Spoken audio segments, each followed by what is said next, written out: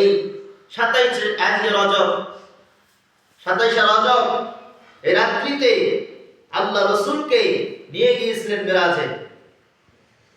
তাহলে দেখেন আমরা এই 27 রজব পাওয়ার পরে আমরা যে আল্লাহ তাআলার কাছে কান্নাকাটি করি, নফল ইবাদত করি, নফল রোজা রাখি, রাখার পর আল্লাহ তাআলার কাছে চাই যে আল্লাহ আমার রজব মাসে আমার যাবতীয় গুনাহগুলো তুমি maaf করে দাও। আর 27 রজব কারা কারা কান্না করছি আজকে আমরা তো ঘুম নিয়ে ব্যস্ত ছিলাম। আমরা কেউ কান্না করি নাই, কেউ আল্লাহকে ডাকি নাই, কেউ নফল ইবাদত করে নফল ইবাদত করে কেউ আল্লাহ তাআলাকে ডাকি নাই। আমরা সকলেই দুনিয়া নিয়ে ব্যস্ত রয়েছি। দুনিয়া, শুধু দুনিয়া। বাজান যেদিন আপনি আমি মারা যাব সেদিন দুনিয়ার জায়গায় দুনিয়ায় পড়ে থাকবে, টাকার জায়গায় টাকা পড়ে থাকবে, সংসার যে আপনার বাল বাচ্চার জায়গায় রেখে যেতে হবে। কিন্তু আপনি আমি কি নিয়ে কবরে দিলাম?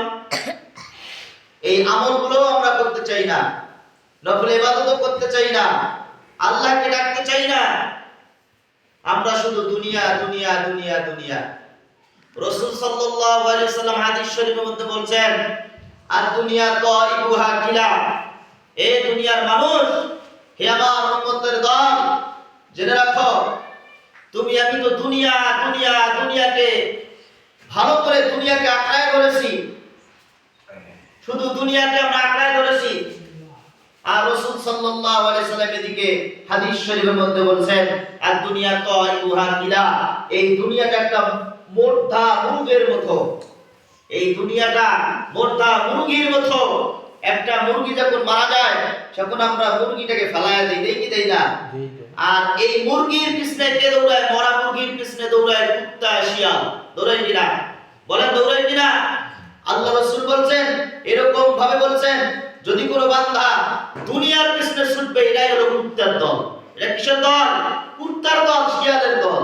কেননা দুনিয়াকে আঁকড়ায় ধরছে, আল্লাহকে আঁকড়ায় ধরতে এখনো পারে নাই। এই জন্য বাজার বেশি করে খেয়াল রাখতে হবে। আল্লাহ রাসূল যা বলেছেন তাকে যদি আপনি বিশ্বাস না করি, তাহলে আপনার আমার ঈমান নষ্ট হয়ে যাবে, আপনার আমার ঈমানকে নষ্ট করে ফেলবো। এই জন্য আপনাকে আমাকে যা করণীয়, সেই করণীয়টাকে আপনাকে আমাকে বাস্তবায়ন করতে হবে।